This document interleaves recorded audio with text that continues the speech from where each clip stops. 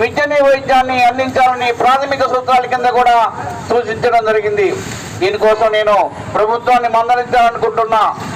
అలానే కొత్తగూడెంలో ఎయిర్పోర్ట్ వల్ల మన విమానాశ్రయాల వాళ్ళు మన దగ్గరికి వచ్చి మన ఏరియా మొత్తం చూసుకొని పోవడం జరిగింది.